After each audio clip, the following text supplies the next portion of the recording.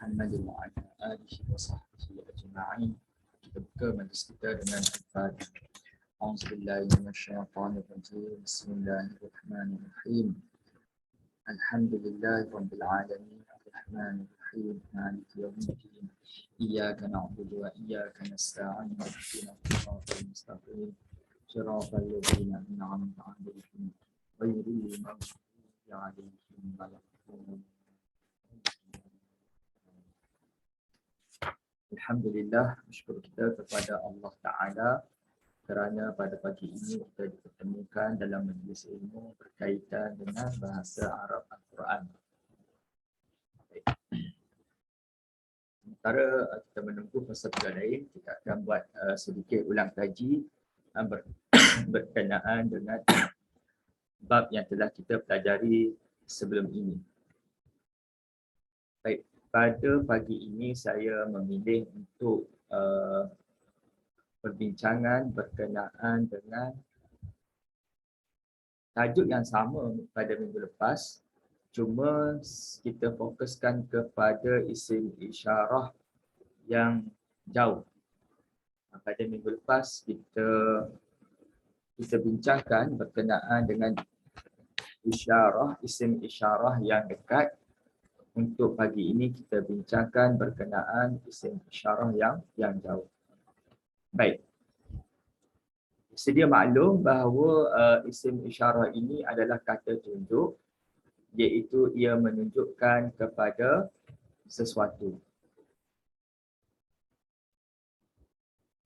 Ia menunjukkan kepada sesuatu objek. Jadi dia ada dekat dan jauh. Jadi kita fokuskan pada hari pagi ini yang itu, yang jauh.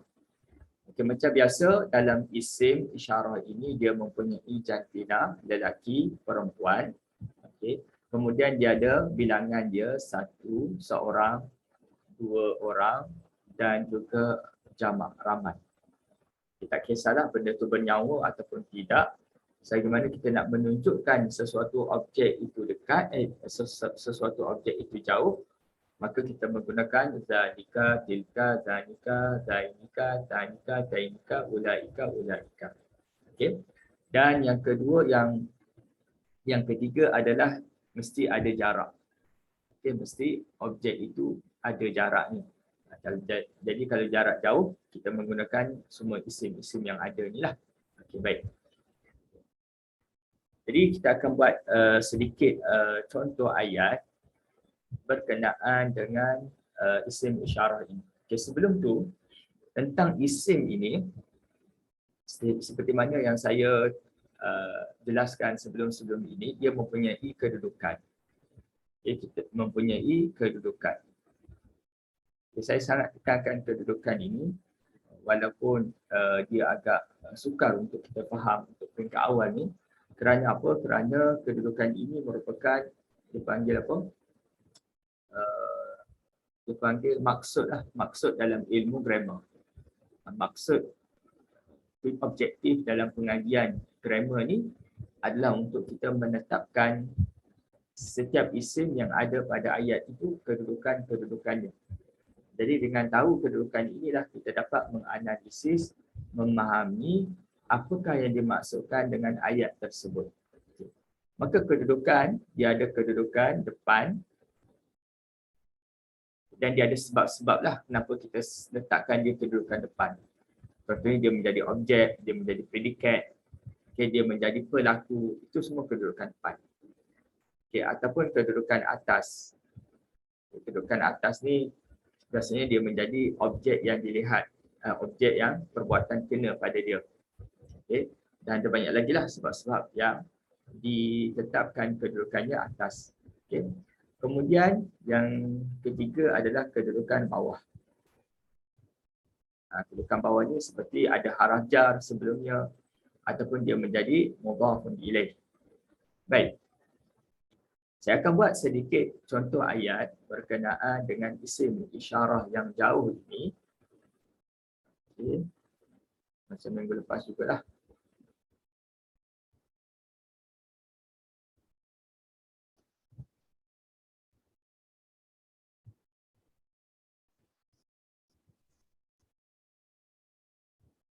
Baik. Okay, sekarang ni saya akan letakkan dahulu isim isyarah yang jauh ini pada kedudukan depan sebagai contoh. Okay, sebagai contoh saya katakan saya nak tunjukkan objek yang ada jauh daripada saya ini iaitu seorang lelaki. Maka saya akan gunakan zalika. Zalika.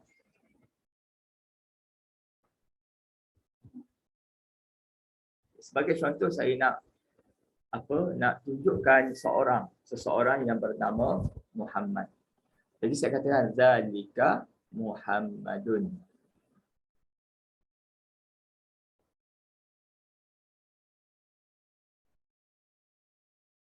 Zalika Muhammadun. Itu adalah Muhammad. Maka zalika di sini apabila ia dimulakan ayat dengan zalika, maka zalika di sini adalah kedudukan depan. Apa dia punya sebab kita letakkan dia kedudukan depan kerana dia adalah subjek. Okay, dia adalah subjek. Maka setiap subjek mesti ada predikat. Ini predikat. Jadi ayat ini lengkap. Okay, ayat ini lengkap. Ini salah satu bentuk ayat lengkap dalam bahasa Arab. Dia mesti ada subjek dan predikat. Okay, zalika Muhammad. Kalau ada zalika sahaja, tak faham. Kalau ada Muhammad sahaja, tak faham. Maka kena digabungkan zalika sebagai subjek, Muhammad sebagai predikat. Sama juga dengan perempuan. Kalau kita nak menunjukkan perempuan, ada elemen jantina tadi. Jadi untuk kita menunjukkan objek itu perempuan, mesti lafaznya berbeza dengan lelaki. Dia tak boleh lafaz yang sama. Jadi orang akan keliru. Awak ni nak tunjuk kepada perempuan ke lelaki? Walaupun memang kedua-duanya maksudnya itu, tetapi dia ada kalimah yang khusus untuk ditunjukkan kepada lelaki dan kalimah yang khusus untuk ditunjukkan kepada perempuan. Kalau kita lihat kepada lafaz yang digunakan untuk menunjukkan perempuan yang jauh, kita gunakan tilka.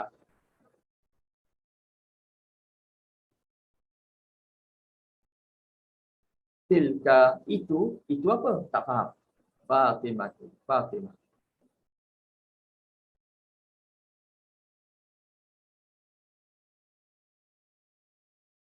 Tilka itu apa? Fatimah tu Fatimah. Oh, itu Fatimah. Okey, baru kita faham. Okey. Jadi tilka subjek kedudukan depan. Kerana apa? Kerana dia adalah subjek perbincangan. Baik. Kemudian Fatimah predikat. Okey, selesai ayat. Okey. Sekarang ini kita akan beralih kepada ayat yang mana kedudukannya atas. Okay, kedudukannya adalah atas.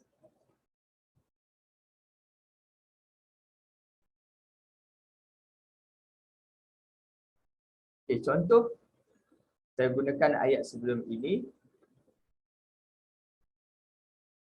Daraba, kita guna daraba.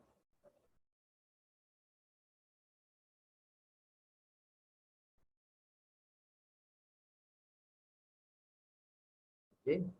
Daraba telah pukul ataupun guna ayat macam ni lepas. Okay. Saya gunakan ra'aitu.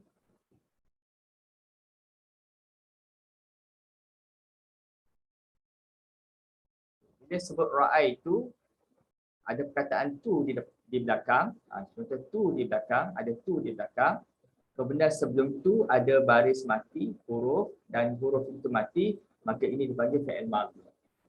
Okay, kalau ada tu di hujung, ta bagi depan, dan sebelum ta itu ada baris mati. Okay, baris mati. Okay, ini adalah fi'il madhi. Itu bermaksud saya. Okay, saya ini adalah pelaku lah. Saya ini pelaku perempuan. Ra'ai telah melihat. Fi'il madhi. Fi'il madhi. Maka fi'il madhi ini, melihat mesti ada objek yang dilihat. Mesti ada objek yang dilihat. Okey, mesti ada objek yang dilihat. Maka bila sebut ra'aitu, saya telah melihat zalika. Saya telah melihat itu. Zalika, saya telah melihat itu. Itu Muhammad. Oh, semalam saya telah melihat itu. Maksudnya itu. Kita gunakan isim isyarah. Okay, kalau kita nak guna isim zahir, nama orang, jadi dia akan jadi ra'aitu Muhammadan. Kalau kita menggunakan isim zahir Muhammadan, kalau kita guna isim biasa. Okey, Muhammadan bagi atas lah. Sebab dia objek yang dilihat. Okay, tapi kita tak nak guna nama orang, kita gunakan zalika. Okay, kita gunakan zalika. Sama je. Ra'aitu zalika, saya telah melihat itu. Saya faham dah. Itu maksudnya seorang lelaki. Okay, kalau perempuan pun, ra'aitu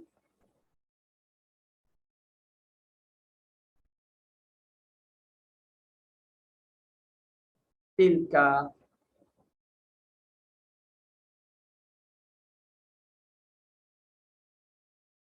Saya telah melihat itu juga. Tapi tilka di sini merujuk kepada perempuan. Maka zalika dan tilka di sini, okay, dia adalah kedudukan atas disebabkan dia adalah objek yang dilihat. Objek yang dilihat. Okay, samalah zalika dengan tilka. Okay, dia objek yang dilihat. Baik. Kedudukan bawah pula, contoh ayat safartu, saya telah bermusafir. Saya telah bermusafir ma'a, bersama, ma'a zalika, bersama itu, ila Madinah.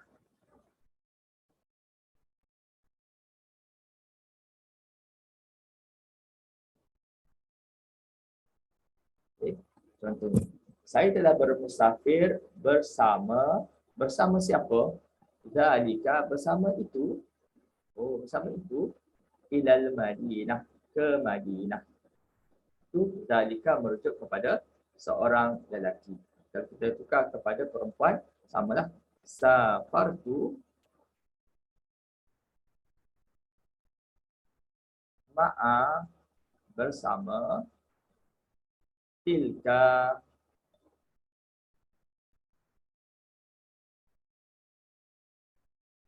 bersama itu, ilal Madinah.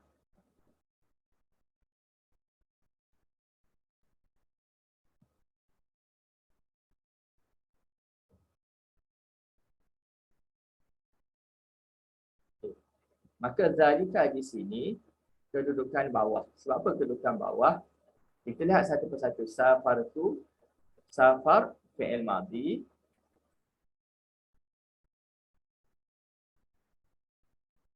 Tu pelaku, saya yang melakukan perbuatan ini. Saya. Okay. Ma'a ini adalah isim zaraf makan. Bila ada isim zaraf makan, kita takkan faham ma'a ini melainkan dia sandar kepada yang lain. Dia mesti sandarkan kalimah ma'a ini kepada kalimah selepasnya. Jadi di sini dia mudhaf. Bersama siapa? Orang tak faham kalau bersama sahaja. Mudhaf. Jadi bersama zalika itu. Yang ini mudhaf pun bila.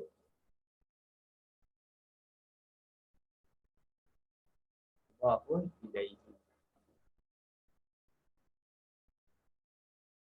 Mudhafun ilaihi.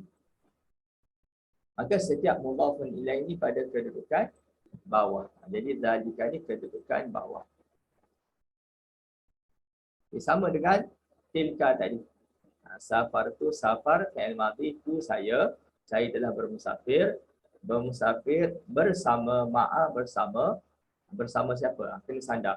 Bersama tilka itu seorang perempuan ilal Madinah, ke Madinah. Okay. Jadi tilka di sini pun kedudukan bawah. Okey, kalau kita perhatikan lafaz zalika pada kedudukan depan pun zalika, pada kedudukan atas pun zalika, pada kedudukan bawah pun zalika. Jadi satu lafaz digunakan pada 3 tempat berbeza. Maka ini dikatakan sebagai isim mabni. Okay, isim mabni maksudnya isim yang statik, tak berubah. Okay, isim yang tak berubah. 3 tempat yang kita bincangkan menggunakan lafaz yang sama dan lafaz itu memang tak berubah. Maka itu dinamakan isim mabni. Okay, sama dengan tilka. Okay, tilka pada kedudukan depan pun tilka, pada kedudukan atas pun tilka, pada kedudukan bawah pun tilka. Ini yang juga dinamakan sebagai isim mabni, isim yang statik, yang tak berubah. Okay, baik.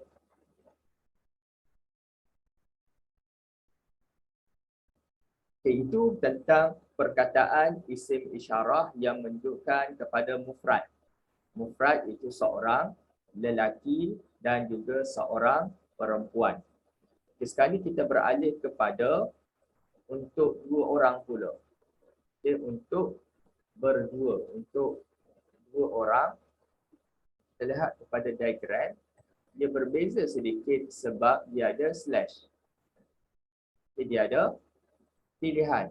Satu lafaz zanika, satu lafaz zainika. Okay, waktu bila nak guna zanika dan waktu bila nak guna zainika, ataupun tanika, waktu bila nak gunakan tanika, ataupun waktu bila nak gunakan tainika. Jadi dia ada pilihan, dan pilihan yang kita pilih untuk gunakan dia adalah dalam bentuk grammar. Mesti mengikut saluran grammar lah. Okay, saluran kedudukan kalimah dalam ayat. Okay, baik.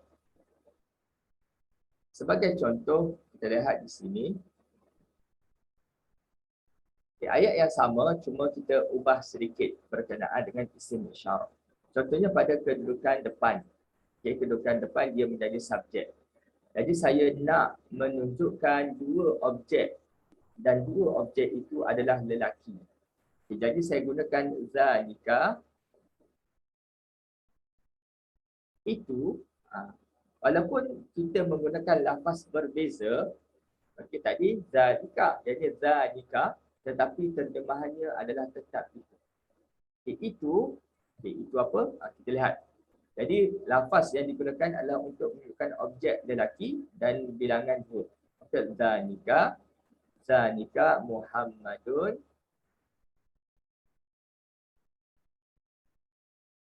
wa Aliyun.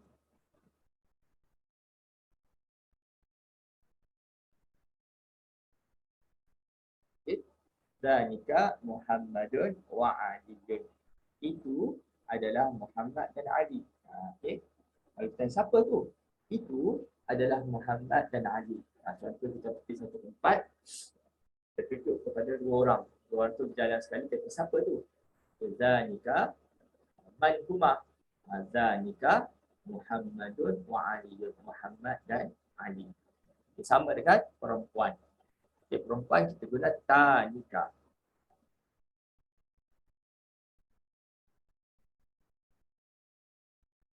Okay, tanika kita gunakan Fatimah. Itu adalah Fatimah. Fatimatu wa Aisyah.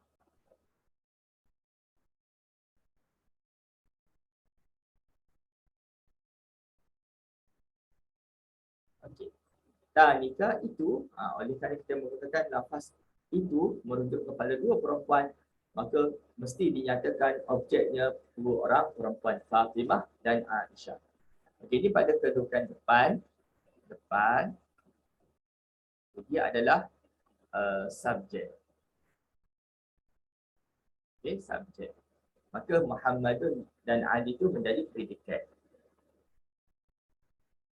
Predikat pun kedudukan depan sebab tu baca Muhammadun.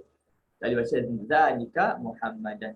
Zalika Muhammadin tak boleh. Sebab dia menjadi predikat. Sama dengan perempuan. Zalika itu ini adalah kedudukan depan subjek.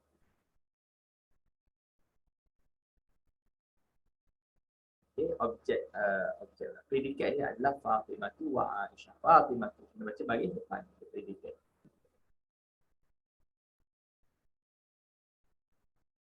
Baik.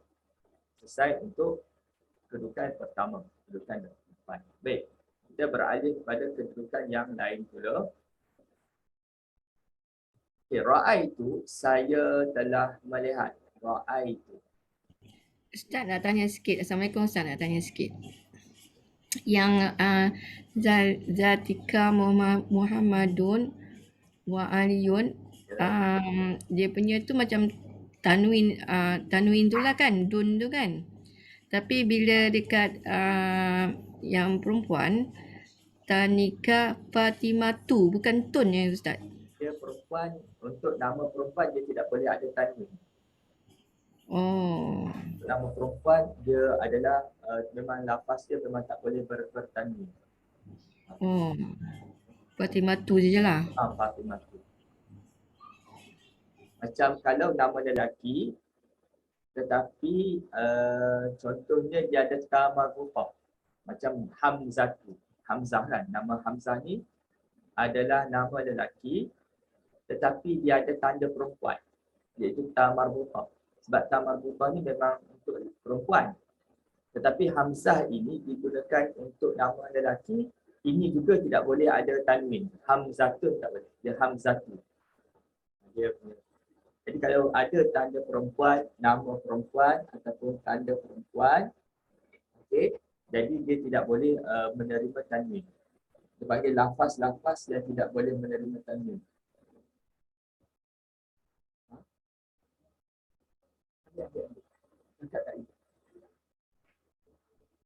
Maknanya kalau perempuan tak kalau actually yang kalau ada tamarbutah yang tak perlu ada tanwin tu.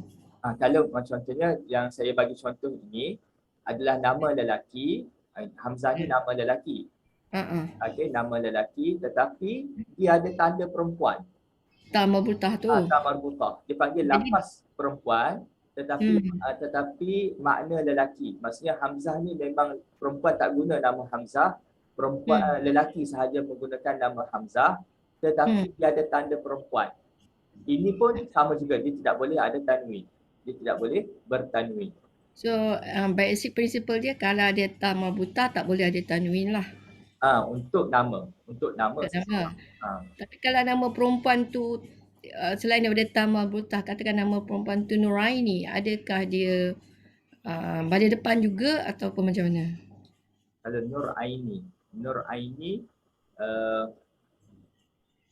Nuraini kita akan tulis macam ni lah. Nurul. Biasanya Nurul Aini. Itu macam ni. Aini.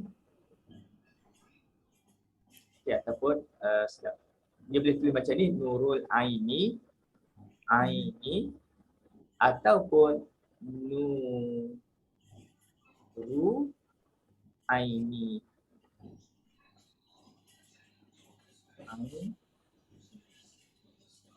Jadi memang tak ada tanwin lah. Tak ada tanwin. Kerana apa? Satu Nurul ni jadi mudhaf. Nur jadi mudhaf. Okay. Al-Aini ni adalah nama dua orang, dua mata. Cahaya dua mata. Okay. Nurul Aini. Kalau tulis macam ni, dia ada alif lam. Cahaya Al-Aini ni kalimah apa? Kalimah musanna. So dia tidak ada tanwin. Jadi ada alif lam, dia bagi bawah. Ataupun macam ni. Nuru Aini. Aini ni maksudnya dua cahaya dua mataku. Cahaya dua mataku. Memang ni pun tak ada tanwin. Sebab nur dia jadi mudhaf. Aini mudhafun ilaih. Mudhafun ilaih. Kemudian aini dengan ya ni aini mudhaf, ya mudhafun ilaih. Yang ni pun memang tak ada tanwin lah. Okay, mudhafun ilaih. Selalunya yang inilah yang nombor yang apa ni, nama yang kedua ni yang saya rasa selalu digunakan untuk memberikan nama kepada anak kan. Nurul Aini ada juga, tapi biasanya kita sebut Nurul Aini, cahaya Aini dua mata tu. Cahaya dua mata. Yang ni pun memang kedua tak ada tanwin. Okay. Biasanya kalau nama yang kita nak nampak tanwin ni dia kena lafaz yang satu, macam Fatimah, Aisyah, Zainab. Okey. Kalau yang macam ni dia dah jadi mudhaf dan mudhafun ilaih. Maka ringkasan dia untuk nama seseorang, untuk nama seseorang kalau dia nama perempuan maka dia dipanggil tidak menerima tanwin. Isim yang tidak menerima tanwin. Untuk nama lelaki, sebahagian besarnya dia ada tanwin. Okay, sebahagian besarnya ada tanwin, tetapi terkadang ada juga nama-nama seseorang itu adalah tidak bertanwin. Macam tadilah Hamzah, ataupun nama bukan nama Arab. Macam Ibrahim. Okay, Ibrahim bukan nama Arab. Okay, dia bukan nama Arab. Ibrahimu. Kita akan sebut Hazanika Ibrahimu wa Muhammadun sebagai contoh. Wa Muhammadun. Maka kenapa Muhammadun ni bertanwin? Sebab Muhammad ni memang nama Arab. Tapi Ibrahimu kenapa tak ada tanwin? Kerana dia bukan nama Arab. Dia nama Ajam. Okey, maka dia adalah kena berbaris satu sahaja. Tidak boleh bertanwin. Dia adalah reason dia nama-nama kenapa tidak boleh bertanwin. Macam Ibrahim nama bukan Arab. Macam Ali memang nama Arab lah. Aliun memang Arab. Sebab itu boleh bertanwin. Kemudian kita beralih kepada ra'aitu, saya telah melihat. Okey. Sekarang ni saya melihat dua objek yang jauh. Dua objek lelaki yang jauh. Maka di sini ra'aitu, ra'aitu Zainika. Nampak dah lain dah kita guna. Zainika.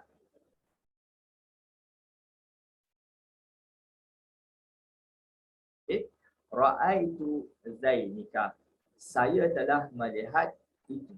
Okey, tadi Zainika jadi Zainika, berubah. Ini kedudukan depan. Sebab apa? Objek. Menjadi objek. Okay. Objek yang dilihat. Okay, jadi kita guna lafaz yang berbeza. Okay, sama juga dengan perempuan ra'aitu.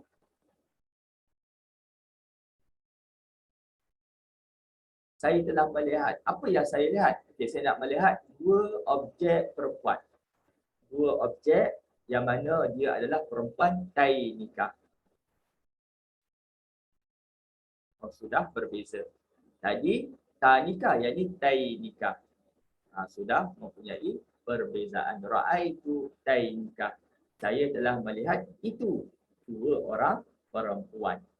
Okay, itu dua orang perempuan. Okay, baik. Last sekali, safartu sama. Saya gunakan lafaz yang sama. Safartu. Saya telah bermusafir. Ma'a, bersama. Ma'a, tak faham. Kalau ma'a sahaja, okay, mesti disandarkan. Ma'a Zainika. Okay, ma'a itu dua orang lelaki. Zainika. Musafir ke mana? Ila Al-Madinah. Ke Madinah. Okay, ke Madinah. Jadi di sini pun kedudukan atas, kedudukan bawah kerana dia jadi mudhafun ilaih. Bawah. Sebab apa? Reason dia kedudukan bawah, dia adalah mudhafun ilaih.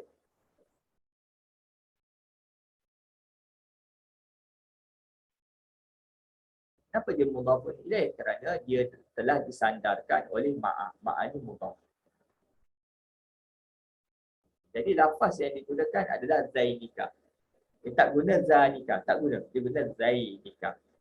Dia sama dengan perempuan safartu. Saya telah telah bermusafir bersama siapa? Zainika. Itu dua orang perempuan. Dia malah nak sebut nama. Kita malah nak sebut nama. Contoh. Kita bercakap dengan orang. Dulu saya dengar awak pergi Madinah. Ya. Saya telah bermusafir. Itu dua orang perempuan. Okay. Ilal Madinah. Jadi kita tak menggunakan nama orang. Kita menggunakan isim isyarah. Okay. Kalau kita perhatikan, lafaz-lafaz yang digunakan satu Zanika, okey, kemudian Zainika sudah berbeza. Ini pun Zainika sudah berbeza. Okey, jadi maksudnya kedudukan depan menggunakan lafaz Zanika, kedudukan atas menggunakan Zainika, kedudukan bawah menggunakan Zainika. Ini dinamakan sebagai isim mu'rab. Ini yang dinamakan sebagai isim mu'rab. Apa maksud isim mu'rab? Isim yang berubah. Sebab apa berubah? Kerana apabila kedudukannya berbeza, lafaz yang digunakan pun berbeza, berubah. Kita panggil isim mu'rab. Sama dengan perempuan, kalau kedudukan depan tanika, kedudukan atas tainika, kedudukan bawah tainika. Juga kita lihat ada perubahan. Kedudukan depan tanika, kedudukan atas dan bawah tainika, ini juga dinamakan sebagai isim mu'rab. Bukan isim mabni. Selesai untuk ini. Kita beralih kepada yang terakhir. Kita lihat dahulu. Apakah lafaz isim isyarah yang digunakan ulaika? Ulaika ini adalah menunjukkan sesuatu yang jauh dan bilangannya ramai, jamak. Untuk lelaki perempuan menggunakan ulaika. Sama juga. Dia menggunakan perkataan ulaika. Kalau kita bagi contoh di sini, sedikit terakhir. Baik, kalau kita katakan ulaika untuk lelaki pada kedudukan depan. Contoh, ulaika.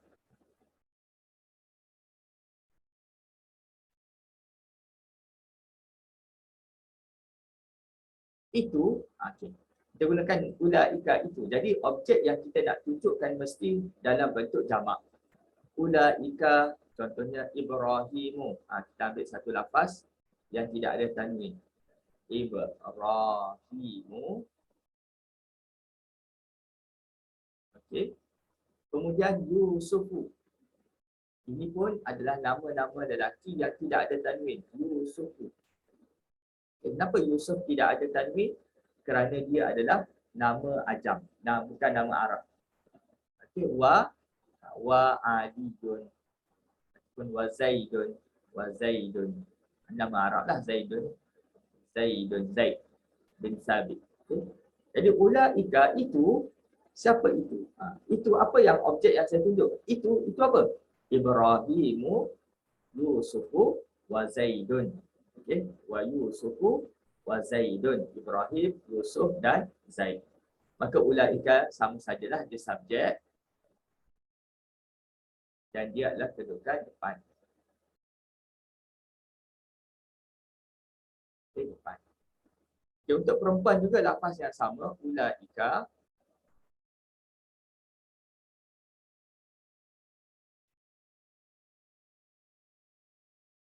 Okay. Tunjuk pada perempuan. Okay, contoh Fatimah.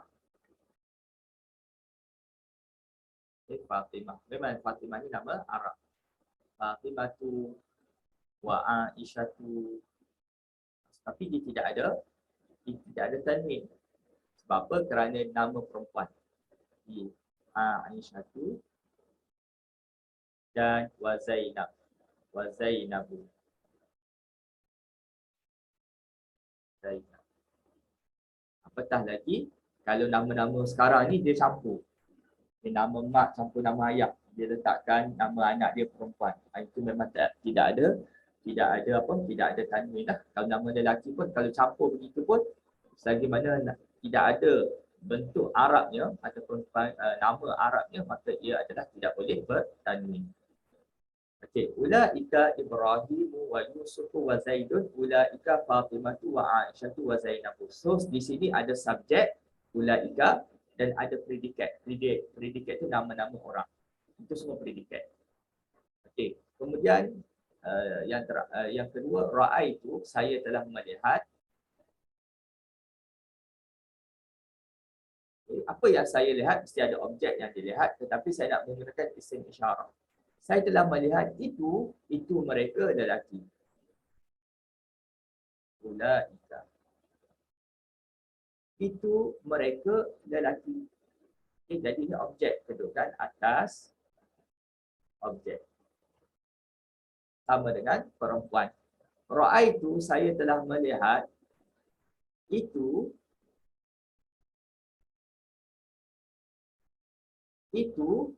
perempuan.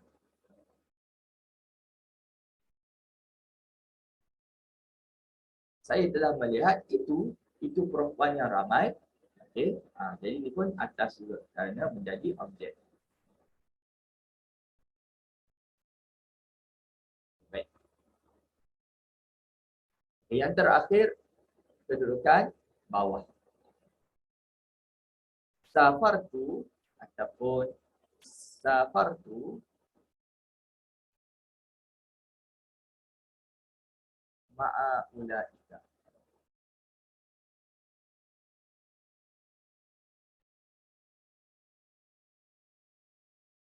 Okay, sama. Saya telah bermusafir bersama dengan itu. Satu kumpulan ramai.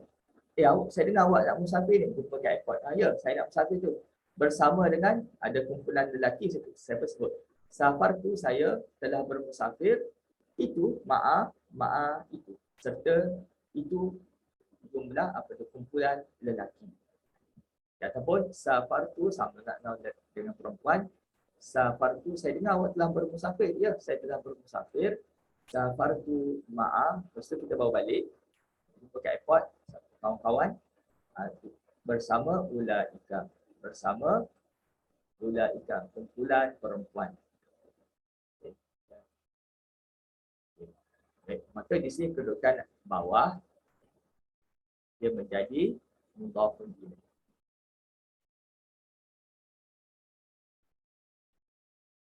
Okay. Apa yang kita boleh ambil faedah daripada sini? Semua kedudukan, ketiga-tiga kedudukan menggunakan lafaz yang sama. Okey, ulaika, kemudian ulaika, kedudukan depan ulaika, kedudukan atas ulaika, kedudukan bawah pun ulaika.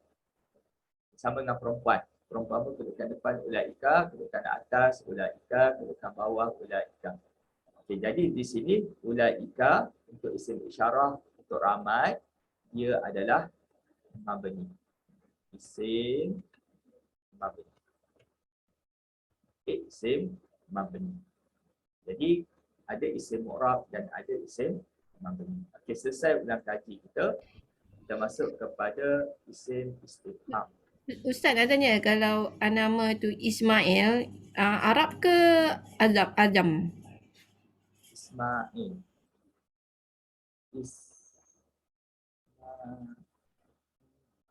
Bukan nama Arab. Ismail bukan nama Arab. Ismail. Kalau kita sebut Ismail, dia bukan nama Arab. Dia tak ada tanwin. Tak boleh sebut Ismailun. Ismail. Saya rasa ada pernah saya sebut pada pengajian yang awal dulu, 4 nama Nabi sahaja yang disebut sebagai nama Arab. Satu, nama Muhammad, Shu'aib, Saleh dan Nuh. Hud ke apa? Hud ke Nuh, saya tak ingat. Hudun, Hud, nama Hud. 4 tu sahaja yang nama Arab. Yang lain bukan nama Arab. Ismailu, Ishaqu, itu semua bukan nama-nama Arab dan semuanya tidak boleh ada tanwin. Saya tak ingat Hud ke? No, saya tak ingat. Itu yang nama Arab. Sebab dekat-dekat. Okay. Yang lain memang bukan nama Arab lah. Kena tidak ada tanda. Terima kasih Ustaz. Baik, kita masuk isim isyarah terus isim isyarah, isim istifham. Kita kat mana benda itu?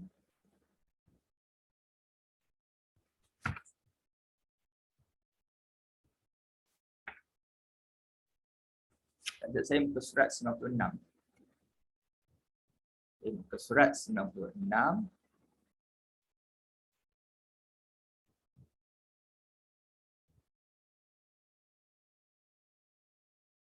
Baik.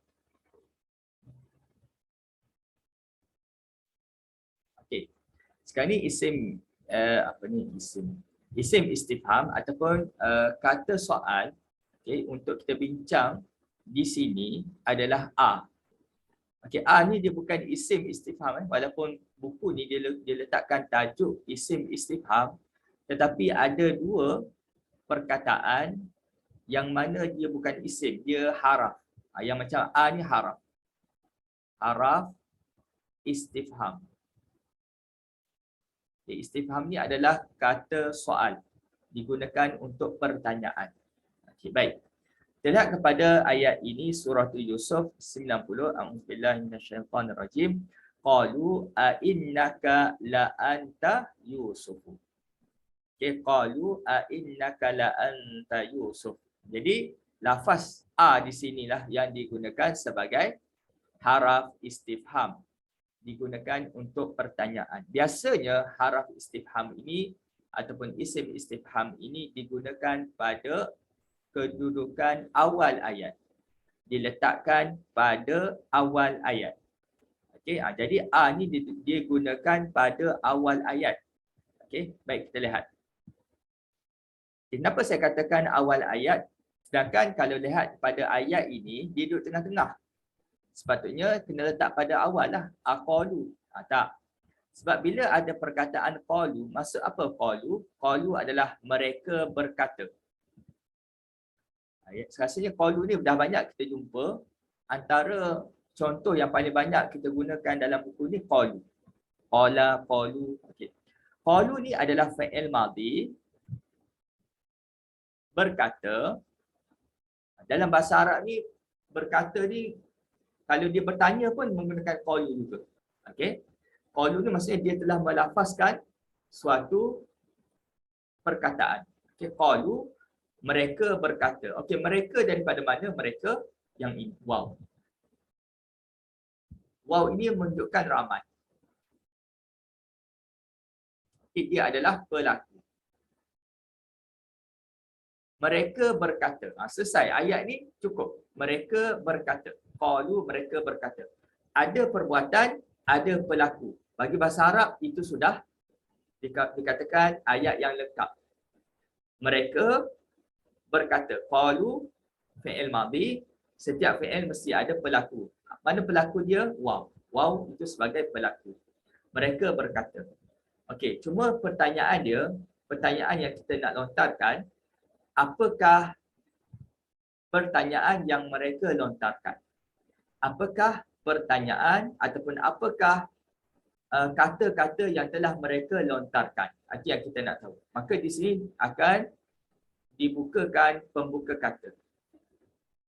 Okey, di sini akan dibukakan pembuka kata. Kerana inilah dialog yang akan diucapkan. Inilah lafaz-lafaz yang mereka ucapkan. Siapakah mereka ini? Mereka ini adalah saudara Nabi Yusuf. Okey, mereka ini adalah saudara Nabi Yusuf, adik-beradik Nabi Yusuf, yang mana mereka telah mengkhianati Nabi Yusuf. Apakah yang mereka berkata? Apakah dialog yang mereka sebutkan? Jadi apakah, innaka. Apakah, innaka. Okey, innaka ni kalimah apa? Dia adalah haraf taukid.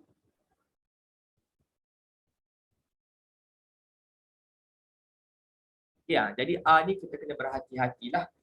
Kalau kita solat tu biar berhati-hati semasa mengangkat takbir. Sebut ya Allahu Akbar. Jangan Allahu Akbar. Okey, Allahu Akbar. Maka solat itu tidak sah.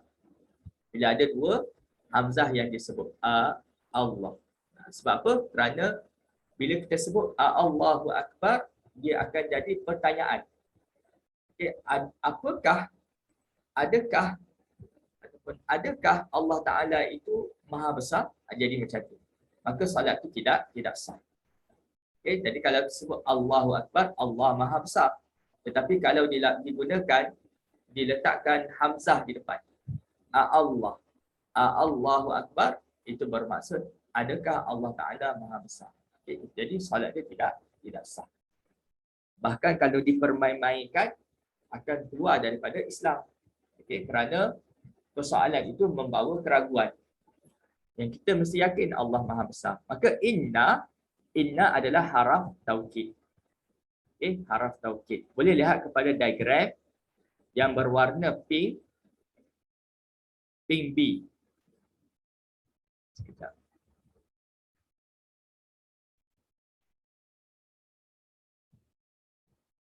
Okay, pink B di sinilah inna. Okay, inna. Okay, yang ini haraf taukid. Okay. Baik. Maka digunakan taukid ni sebagai penegasan. Dia bukan tanya macam biasa-biasa tak, tetapi ada bentuk penegasan. Baik, inna haraf taukid.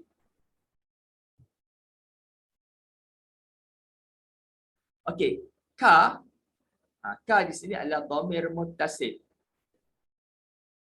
Dhamir muttasil. Okey, dhamir muttasil di sini, ingat lagi pengajian yang lepas, apabila ada dhamir muttasil, dia terbahagi kepada dua. Dari sudut kedudukan. Pertama, kedudukan atas atau kedudukan bawah. Dia akan terbahagi kepada dua. Satu, mungkin dia berada pada kedudukan atas. Kedua, mungkin dia berada pada kedudukan bawah. Okay, kedudukan bawah. Maka di sini, kita lihat lafaz sebelumnya. Ataupun kalimah yang dia sandarkan. Di sini adalah haraf inna. Inna ini dia menjadikan suatu lafaz selepasnya itu kedudukan atas. Okay. Inna, contoh innal insana. Kita pernah belajar inna al insana. Okay, kenapa insana? Na ni baca bagi atas kerana ada inna. Kalau tidak ada inna, kita akan baca insan. Okay, insan. Sama enggak di sini. Sebab ada inna lah. Okay, sebab ada inna lah. Ka ini diletakkan dhamir muttasil dan dhamir muttasil ini pada kedudukan atas. Okay, kalau buang inna, dia jadi anta. Okay, sebab ka ini adalah dhamir muttasil. Ingat lagi pihak kedua seorang lelaki. Merujuk kepada Nabi Yusuf. Jadi saudara Nabi Yusuf ini bertemu dengan Nabi Yusuf. Bertemu dengan Nabi Yusuf AS, maka mereka terkejut. Mereka terkejut. Okay, mereka terkejut. Mereka bertanya, A'inna, adakah sesungguhnya engkau, okay, ka ni dhamir muttasil, la ini juga adalah haraf taukid.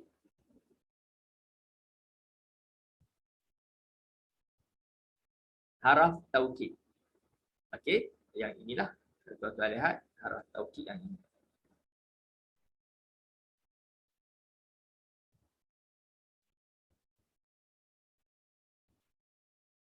Yang ini. Yang ini. Okay, haraf taukid lam. Benar-benar. Adakah sesungguhnya engkau ini, engkau, okey, adakah sesungguhnya engkau la benar-benar, okay, taukid,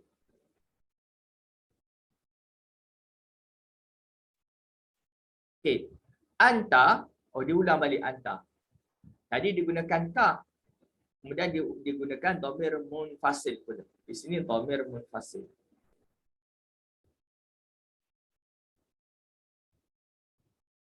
Pihak kedua. Lelaki. Seorang. Okey. Jadi anta dhamir munfasil memang kedudukannya depan. Okey, jadi anta ni adalah kedudukan depan. Anta. Adakah sesungguhnya engkau benar-benar engkau Yusuf? Jadi diulangkan dua dhamir. Ka satu dengan anta satu. Kenapa dia ulang dua kali? Taukid. Untuk penegasan. Taukid juga. Jadi taukid di sini ada banyaklah dalam bahasa Arab. Antaranya ada haraf-haraf yang membawa taukid ataupun diulang lafaz tu. Pertama digunakan ka, kemudian diulang balik dhamir anta. Okey, anta. Okey. Maka di sini kenapa dhamir munfasil ni kedudukan depan, dia menjadi subjek. Yusufu predikat. Sebab itu Yusufu baca baris depan. Kenapa Yusuf baca baris depan? Dia menjadi predikat. Anta subjek, Yusufu predikat. Jadi di sini terlalu banyak taukid. Terlalu banyak penegasan. Satu inna, satu. Kedua adalah yang kedua. Kemudian diulang kembali anta. Sedangkan diguna dah ka sebelum ni. Dhamir awak. Kemudian diulang balik anta. Diulang balik dhamir awak. Okey. Ini bermaksud saudara Nabi Yusuf benar-benar merasa terkejut. Terlampau terkejut bertemu dengan Nabi Yusuf. Yang mana mereka menyangkakan Nabi Yusuf ini sudah meninggal dunia. Okay, dia menyangkakan Nabi Yusuf ini sudah meninggal dunia. Sebab tu dalam Quran ini menjadikan susunan ayat ini dalam bentuk berulang-ulang taukid. Berulang-ulang ayat penegasan menunjukkan mereka amat-amat terkejut dan seolah-olah tidak mempercayai Nabi Yusuf itu masih hidup. Okey. Okay, selesai pada ayat ini, perbincangan kita adalah an. Baik. Sebab itu Yusuf dia tidak ada tanwin. Yusufu. Dia tak sebut Yusufun. Okey, dia sebut Yusufu. Kerana nama Yusuf ini bukan nama Arab. Okey, ini Mesir zaman dululah. Baik. Kita akan beralih kepada hal. Hal di sini pun sama juga. Hal di sini adalah haraf istifham. Baik. Maka biasanya istifham ini diletakkan pada awal ayat. Hal ataka hadithul ghashiyah. Hal ataka hadithu ghashiyah. Baik. Hal, kita tahu haraf istifham. Okay, haraf istifham dia tidak ada apa-apa. Haraf digunakan untuk bertanya sahaja. Okay, dia hanya digunakan untuk bertanya sahaja. Kemudian ata. Ata ni fi'il madhi. Fi'il madhi. Okay, fi'il madhi. Maka kita kena cari pelaku bagi perbuatan ini. Telah datang. Sudah datang. Sebab itu diterjemahkan dengan perkataan sudah datang. Okey. Apa yang datang kepada engkau? Okey. Apa yang telah datang kepada engkau? Okey. Kita lihat. Kemudian fi'il madhi, kemudian dhamir muttasil. Ini adalah dhamir muttasil.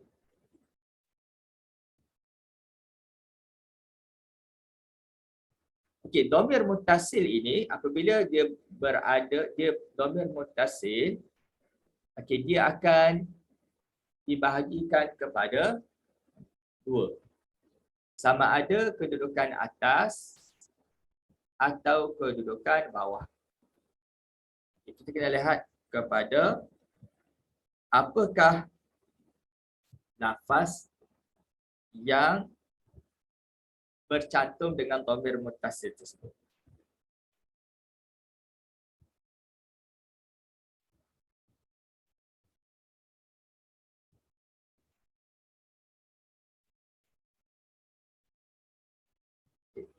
Apakah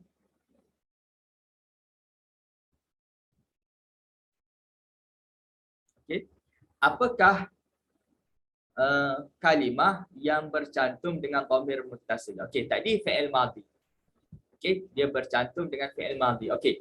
Apabila dhamir muttasil ini bercantum dengan fi'il madhi, kedudukannya adalah kedudukan atas. Itu dia punya apa? Dia punya ciri dia, dia punya kaedah dia. Apabila sebelum dhamir muttasil itu fi'il madhi dan fi'il ini bercantum dengan dhamir muttasil, maka dhamir muttasil ini pada kedudukan atas. Maksudnya telah datang kepada, kita terjemahkan, telah datang kepada engkau. Engkau di sini iaitu Muhammad. Apa yang datang kepada Muhammad? Bukan Muhammad yang datang, tak.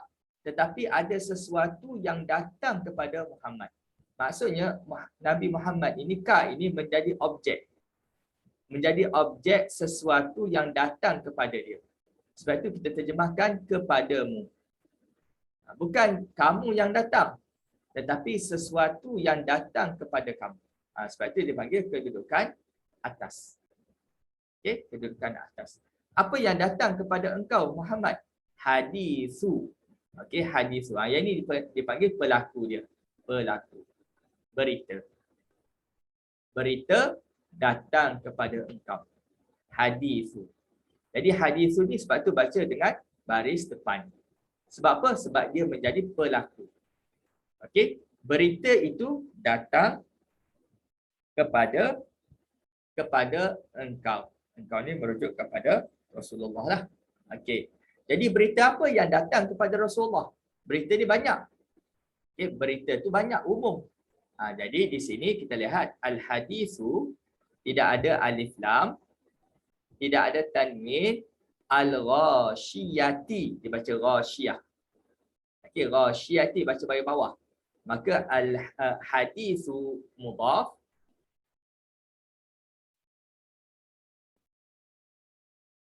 ghashiyah mudhafun ilaih. Berita pembalasan mudhafun ilaihi. Okay, ghashiyah ni banyak orang terjemah, banyak versi terjemahan, ada yang sebut sebagai hari pembalasan ataupun hari kiamat, yang mana hari yang penuh dengan huru-hara. Kerana perkataan ghashiyah ini daripada taghsha. Taghsha ini menakutkan, takut. Taghsha. Taghsha ini maksudnya takut. Hari yang sangat-sangat menakutkan. Okey, hari yang sangat-sangat menakutkan. Itu hari kiamat, hari pembalasan dan sebagainya. Maka ditanya, adakah sudah datang atau sudah datang fi'il madhi ka kepada engkau? Engkau bukan datang, tetapi sesuatu datang kepada engkau. Apa yang datang kepada engkau? Hadisu al-ghashiyah. Okey, berita al-ghashiyah, berita pembalasan, hari pembalasan ataupun hari kiamat, ataupun hari yang penuh huru-hara, hari yang menakutkan semua makhluk. Okey, hari yang menakutkan semua makhluk. Itu panggil ghashiyah. Okey, selesai. Baik. Terus kepada am hasibtum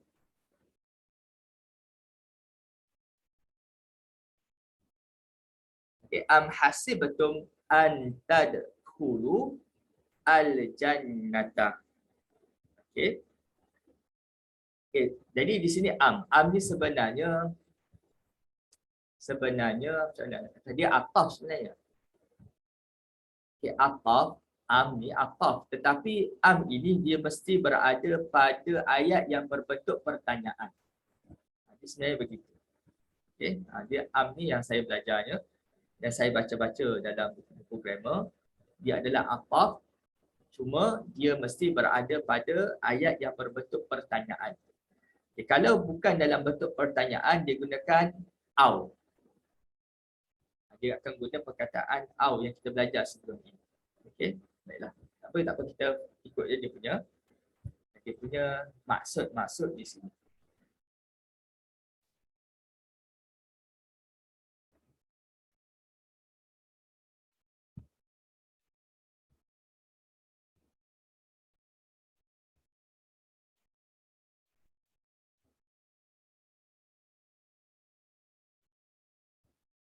Okey.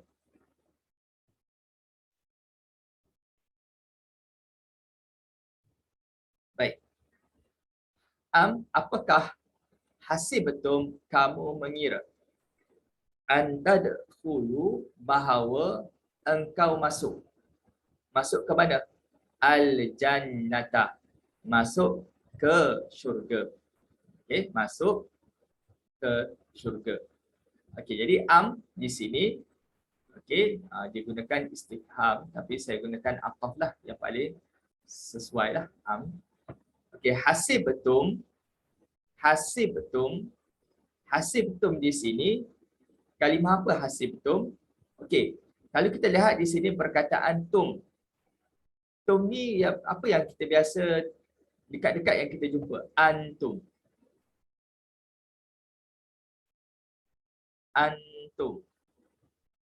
Okey, kalau tuan-tuan jumpa macam ni, tum, okey, ada tum, perkataan tum, ada perkataan tu ada tum di belakang.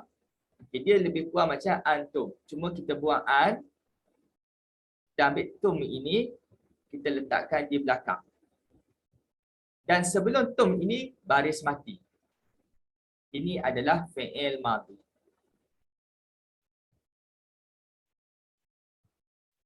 Okey, kita ambil kita antum dhamir muttasil, dhamir munfasil, antum kamu. Kita buang an, kita ambil tum ekor dia, kita letak kat belakang. Tum, kemudian sebelum tu mati.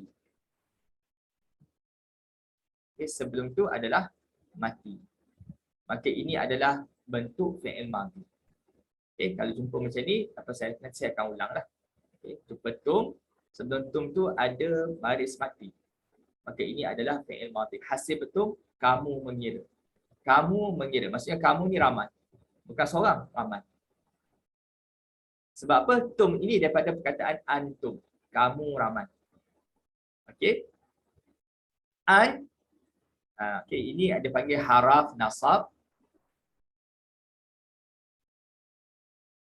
Bahawa, okey, haraf nasab bahawa tadkhulu. Kalimah apa tadkhulu? Ada huruf ta di depan. Okey, ada sama ada huruf alif di depan ataupun ta di depan atau ya di depan atau nun di depan. Ini adalah fi'il mudhari'. Okey, tadkhulu kamu masuk. Okey, kamu masuk. Dakhala masuk. Dukhul. Okey, dukhul masuk. Dakhala masuk. Dakhala. Mestilah dakhala masuk. Okey. Kamu ni ramai ke? Ramai. Ada waw. Waw ni ramai. Ta menunjukkan pihak kedua, kamu. Ta menunjukkan pihak kedua kamu. Bilangannya ramai ke sikit? Waw, waw ramai. Okey, kalau tak ada waw, jadi seorang. Kamu seorang. Okey, kalau ada waw di belakang, kamu ramai. Okey, kamu ramai. Masuk ke mana? Al-jannata. Inilah tempat dia masuk. Objek yang tempat dia masuk. Sebab itu baca al-jannata dengan baca baris atas. Okay, sebab apa? Sebab itulah tempat yang mereka menyangka mereka boleh masuk ke dalam syurga. Okay, sedangkan mereka itu belum lagi diuji. Okay, al-jannah. Ustaz nak tanya sikit. Ya. Perbezaan antara yang atas sekali a, kalau dalam maknanya apakah, dekat bawah pun apakah. Bila kita gunakan ayat bila kita guna ayat dalam dua hal ni lah. Okay. Bila guna dan bila guna a.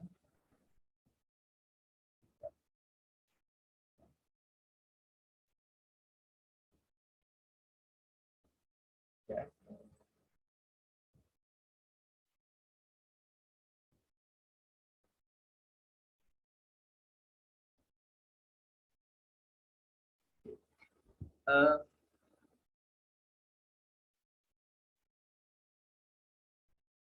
Kalau antara kita gunakan a dengan hal ini,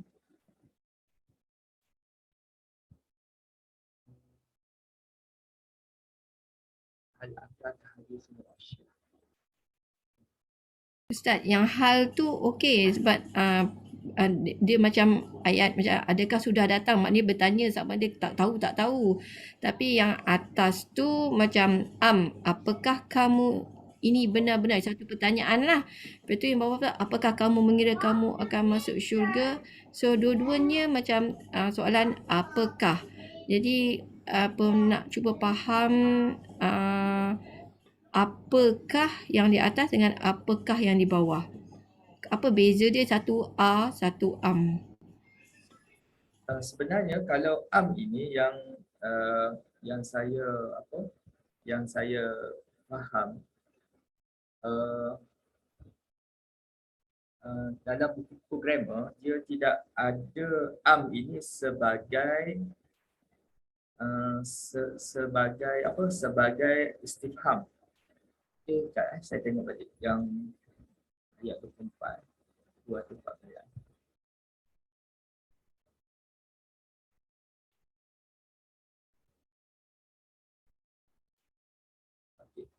Okay, di sini kalau kita lihat dalam perbincangan grammar dalam ayat ini, ini dia bukan, sebenarnya dia ini bukan haraf istifham, tetapi dia adalah ataf. Ataf ni maksudnya kita gunakan bermaksud atau. Okey, atau. Okey. Dia macam ni. Kalau kita katakan dalam ayat itu, kita katakan contoh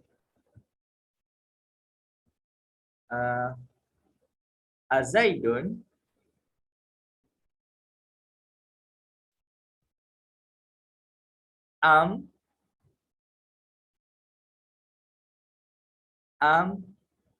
Muhammadun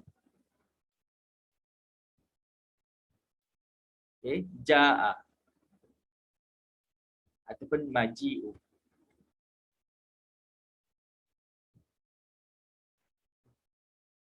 Maji'u.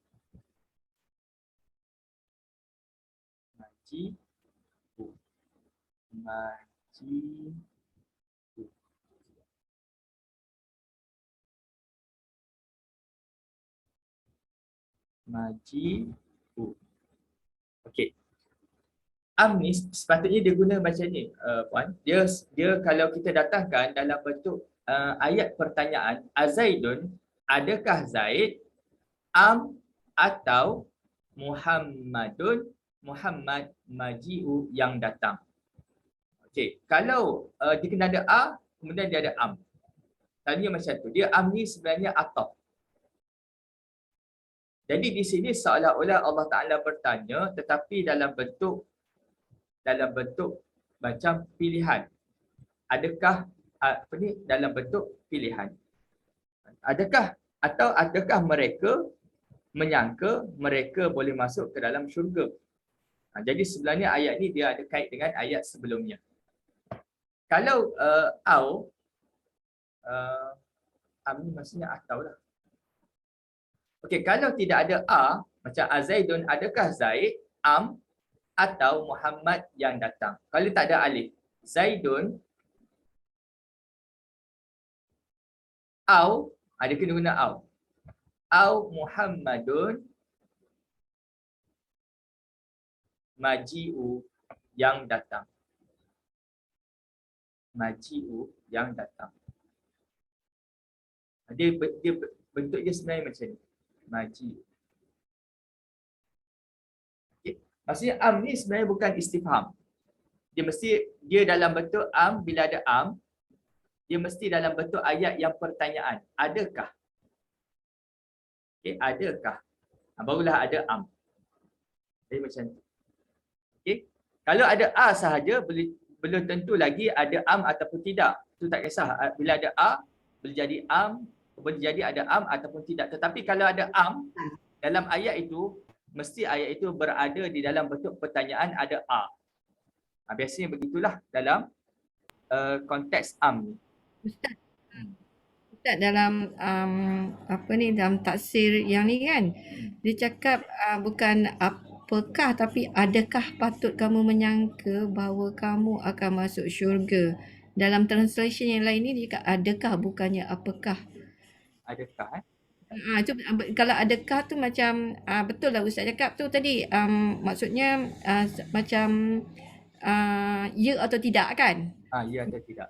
Yang macam pertanyaan adakah patut kamu menyangka bahawa kamu akan masuk syurga? Itu pertanyaan ada ya atau tidak jawapan dia. Tapi kalau apakah maknanya macam soalan terbuka. Pada saya lah, kalau yang Ustaz tadi explain tadi kan tu macam atau atof jadi atau kan. So adakah tu maknanya ya atau tidak, maknanya macam Ustaz explain tadi lah. Tak, dia bukan apakah patutnya translation kat bawah tu. Sebab dalam saya punya ni dia tunjuk adakah. Baru dia punya nampak. Misalnya kena terjemah dengan adakah lah sepatutnya kan, adakah. Sebab dia ada am ni memang dia akan bentuk pilihan. Okey, bentuk pilihan. Okey, betul. Sekejap 21.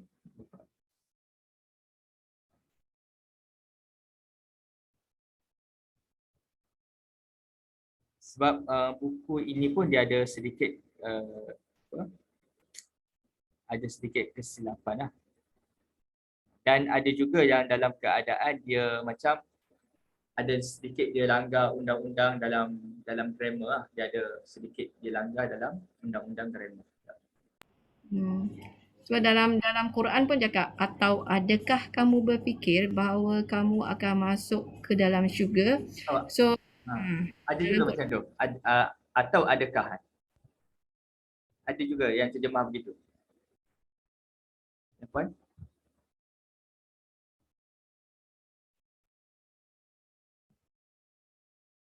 Dalam Quran Al-Andalus Ustaz. Macam mana dia terjemah? Atau adakah.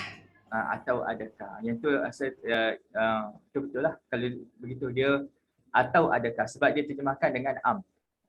Am ni memang atau. Okey, atau adakah. Macam explain tu okey lah. Betul lah. Kalau macam tu. Atau adakah. Baru jelas kalau baca yang bawah tu apakah kamu kalau maknanya atau, tapi kat bawah tu tulis apakah, maknanya kalau kepada kita lah, kalau apakah tu soalan terbuka. Jadi kalau yang paling tepat adakah lah. Okay, adakah. Atau adakah dalam Quran Al-Andalus ni cakap atau adakah. Itu lebih sesuai dengan apa panggil? Dengan grammar yang kita belajar lah. Dia atau adakah. Atau adakah kamu mengira. Okay, ya. Jadi am tu sebenarnya adalah dari sudut grammarnya bukan istifham, dia adalah ataf. Tetapi ataf di situ dia berada pada ayat yang dalam bentuk pertanyaan. Adakah Zaid atau Muhammad yang datang? Dia memang kena ada am kalau dalam persoalan. Jadi kalau kita nak terjemahkan di sini, atau adakah kamu mengira bahawa kamu masuk syurga? Okey, padahal sebelum sampai kepada kamu ujian dan cubaan seperti yang telah berlaku kepada mereka yang terdahulu. Ya.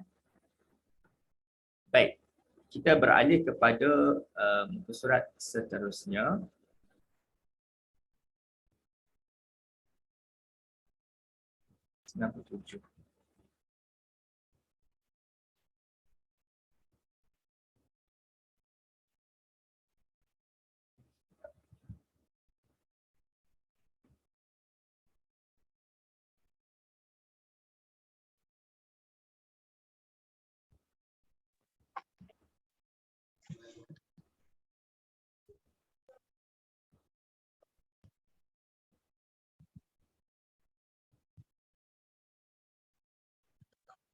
Baik,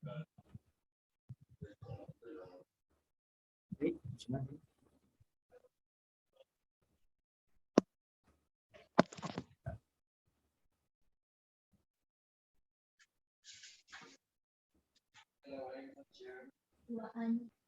Wa ana akhtartuka fastami' lima yuhi.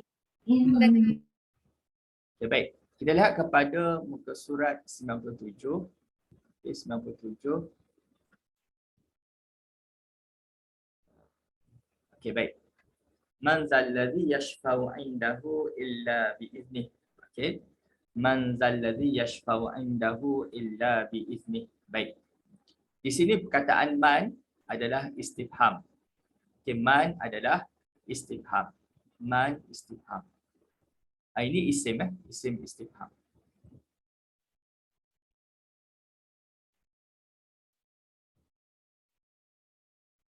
Okay, isim istifham. Jadi man zalladhi. Okay, man zalladhi yashfa'u 'indahu illa bi'iznih. Okay. Permulaannya man ini adalah isim istifham. Okey, isim istifham ini tetapi diterjemahkan dengan tidak siapa. Kalau kita lihat dalam tafsir, man ini dipanggil isim istifham tetapi bermaksud nafi. Bermaksud nafi. Sebab soalan yang Allah Ta'ala tanyakan ini bukan untuk nak tahu, tetapi Allah Ta'ala tanya di sini adalah untuk menafikan. Menafikan mereka-mereka yang menyembah berhala, yang mereka menyangkakan berhala itu boleh memberi pertolongan kepada mereka. Jadi Allah Ta'ala tanya, siapa yang boleh beri syafaat di sisi Allah tanpa dengan izin dia. Okay, jadi maksudnya tidak ada sesiapa pun yang boleh beri syafaat melainkan dengan izin Allah. Jadi pertanyaan ini bukan pertanyaan untuk mengetahui sesuatu, tetapi pertanyaan di sini adalah untuk menafikan tidak ada sebarang syafaat boleh diberikan kepada mereka melainkan dengan izin Allah Ta'ala. Okay. Jadi sebab itulah dalam terjemahan dia tidak ada perkataan siapakah. Okay. Sebab dia gunakan maksud terus. Okay, kalau kita terjemahkan harfiah satu persatu, okey, satu persatu, maka dia akan terjemahkan man tu siapa. Okey, siapa. Tetapi kalau kita lihat dari sudut maksud secara tafsiran dia adalah dengan penafian. Memang betul lah dia menafikan kerana apa? Kerana di sini walaupun digunakan isim istifham tetapi bermaksud nafi. Tidak.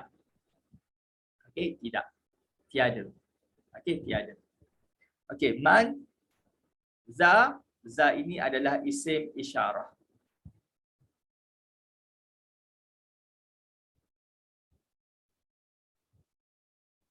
Okey, isim isyarah.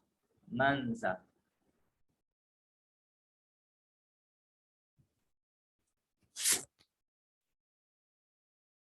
Okey. Kalau kita bincang sebelum ni isim isyarah,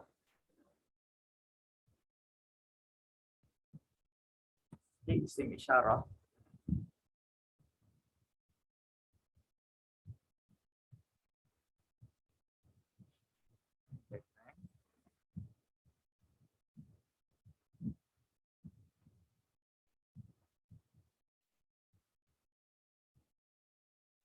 okey. Kalau kita bincang isim isyarah,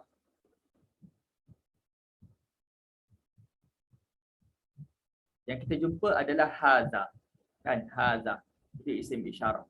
Okey, isim isyarah yang kita sebutkan dalam ayat tadi, man zallazi tadi, dia adalah isim isyarah tetapi dia buang ha. Dia buang ha. Dia ambil za sahaja. Diletakkan di situ. Dia tak sebut man hazallazi, tak, dia sebut man zallazi. Za tu daripada mana? Daripada yang ini. Okey, daripada perkataan ini. Cuma dia buang ha. Kerana ha ini, sebenarnya ha ini dia adalah huruf untuk memberi peringatan. untuk memberi fokus. Bila kita tunjuk ini dekat ni, dia sebenarnya telah memberi suatu fokus. Itu dinyatakan ha. Ha dipanggil ha litambih. Ha untuk memberi peringatan, penjagaan. Okay, sebenarnya isim isyarah yang aslinya adalah za sahaja. Cuma biasanya kalau dah dekat, benda yang dekat ini diletakkan ha sekali. Ha ini adalah untuk memberi suatu suatu peringatan, suatu fokus, suatu penjagaan. Itu diletakkan ha. Okay, dalam ayat ini tidak letakkan ha. Diletakkan za sahaja. Itu memang za tu isim istifham, isim istifham dekat. Okay. Za isim isyarah, maaf. Za isim isyarah dekat. Okay, isim isyarah dekat. Alladhi yang. Okay. Kalau kita terjemah harfiah, siapa itu yang memberi syafaat di sisinya, okay, dengan melainkan dengan izin Allah. Jadi itu terjemah harfiah dia. Okay. Alladhi isim isyarah, isim mausul. Isim mausul bermaksud yang. Za isim isyarah ini. Okay, ini menunjukkan sesuatu dekat. Yashfa'u, ya, yashfa'u kalimah ada huruf ya di sini, maka dia adalah fi'il mudhari'.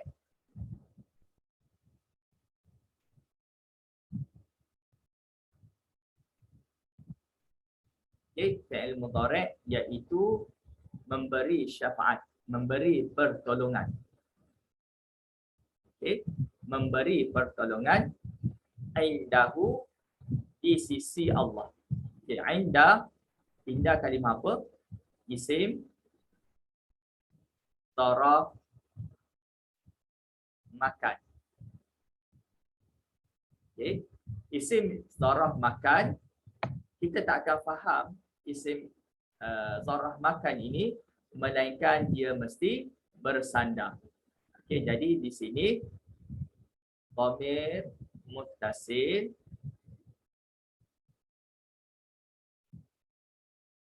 okey, dhamir muttasil. Maka dhamir muttasil ini dia ada dua. Pertama, kedudukan atas atau bawah.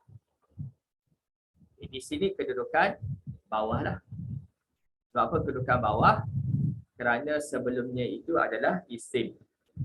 Okay, isim darah makan. Maka isim darah makan di sini kita tak akan faham melainkan dia sandar kepada dhamir muttasil. Okay, memberi syafaat di sisinya, di sisi Allah.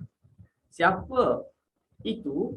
Siapa ini yang boleh memberi syafaat di sisi Allah? Siapa? Itu kalau kita lihat kepada harfiah dia. Tapi maksud dia tidak ada sesiapa pun yang boleh memberi syafaat di sisi Allah Ta'ala itu illa melainkan. Illa apa maksudnya? Illa haraf istisna. Iaitu pengecualian. Okay, pengecualian. Illa. Okay, illa biizni. Okay, illa biizni.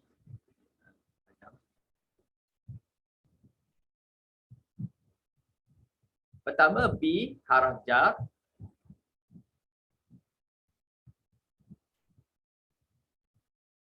Izni isim majrur.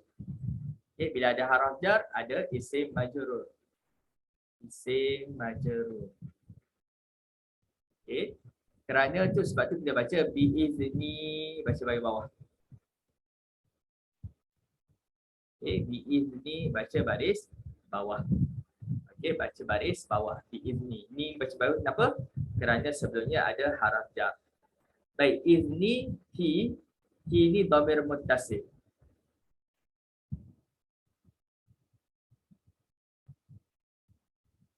Okey. Itu merujuk kepada siapa? Kepada Allah lah. Okey. Merujuk kepada dia Allah. Okey, dhamir muttasil dia ada dua kedudukan, sama ada kedudukan atas atau bawah. Cuma satu kedudukan di sini, kedudukan bawah. Sebab apa kedudukan bawah? Kerana dia bercantum dengan isim. Okey, bercantum dengan isim, izni mudhaf itu mudhafun ilaih. Okey, izni mudhaf itu mudhafun ilaihi. Baik. Jadi di sini pertanyaan Allah Taala menyatakan tidak ada sesiapa yang boleh memberi syafaat di sisinya, di sisi Allah, okay, melainkan dengan izinnya ataupun tanpa izinnya, tanpa izin Allah Taala. Baik, di sini adalah penafian kepada golongan musyrik yang menyembah berhala, yang mana mereka menyangka bahawa berhala mereka itu dapat membantu mereka di akhirat nanti. Jadi, walaupun Allah Ta'ala dalam bentuk pertanyaan, sebenarnya Allah Ta'ala nak menafikan.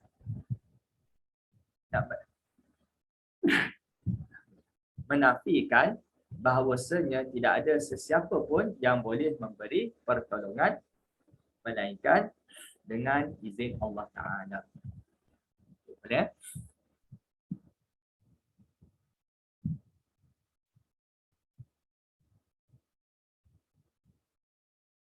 Okey, kita masuk satu last ayat yang pendek, Al-Ghafir ayat yang ke-16.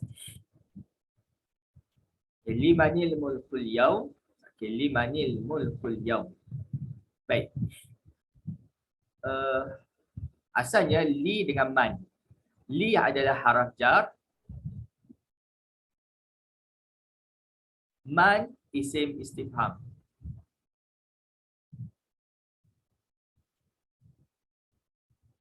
Okay. Baik. Liman, li kepunyaan, man siapa? Biasanya liman, mati. Okey. Tetapi oleh kerana bertemu dua mati, asalnya man. Okay. Apabila bertemu dengan dua mati, nun mati dengan lam mati. Okay. Maka di sini orang Arab tidak boleh membacanya.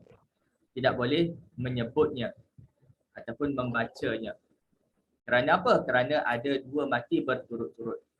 Hamzah wasal ni memang tak boleh dibariskan kerana dia berada pada pertengahan ayat, bukan berada pada permulaan ayat.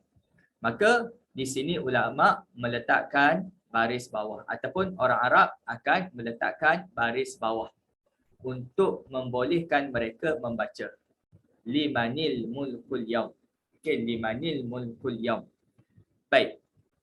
Pertama adalah lam, haraf jar. Man isim majrur. Isim majrur. Isim majrur ni maksudnya isim yang berada pada baris bawah ataupun kedudukan bawah. Sebab apa? Kerana sebelumnya itu ada haraf jar. Okey.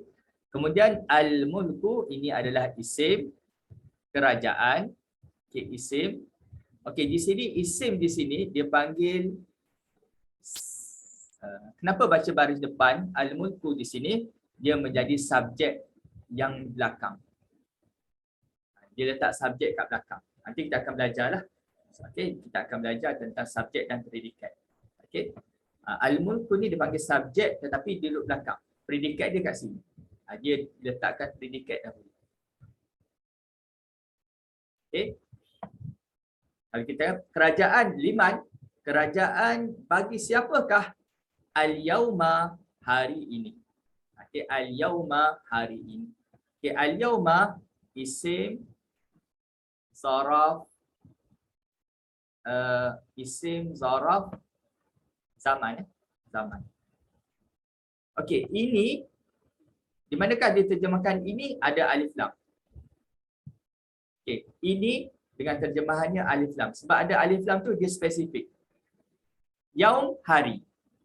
Ini ni dekat mana? Ini alif lam. Okey, alif lam inilah diterjemahkan ini. Okey, jadi Allah Taala tanya pada hari ini, iaitu hari yang mana Allah Taala telah binasakan alam ini, makhluk semua Allah Taala binasakan. Kemudian Allah Taala berkata, limanil mulkul yaum, kepunyaan siapakah kerajaan pada hari ini? Siapakah yang mempunyai kerajaan hari ini? Semuanya sudah mati, semuanya sudah hancur. Lillahil wahidil qahar. Bagi Allah lah kerajaan yang qahar, yang kuat. Dan wahid, yang satu. Okey, yang satu dan maha perkasa. Okey, itu menunjukkan kerajaan sudah hilang, melainkan adanya Allah sahaja. Kerajaan Allah sahaja yang ada. Okay, jadi di sini man digunakan untuk pertanyaan. Okay. Biasa setakat ini dahulu kita punya kelas. Okay.